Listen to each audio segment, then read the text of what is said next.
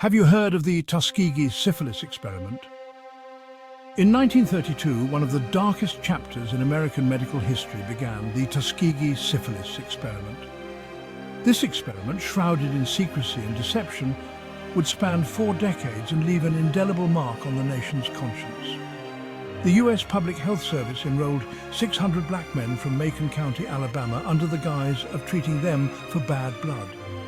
These men, mostly sharecroppers, trusted the government doctors who promised them free medical exams, meals and burial insurance.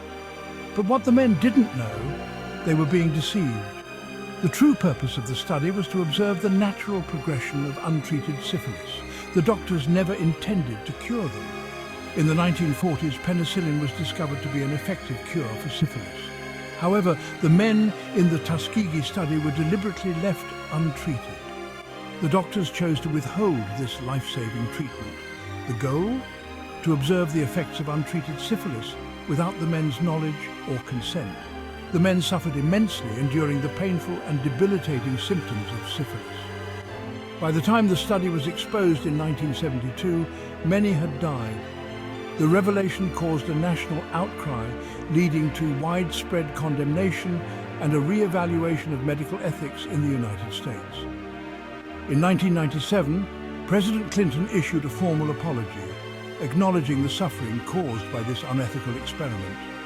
He expressed deep regret on behalf of the nation. The Tuskegee study led to reforms in medical ethics, ensuring this never happens again. The National Research Act of 1974 established guidelines for ethical research practices, including informed consent. The lessons learned from Tuskegee have been incorporated into medical education and practice.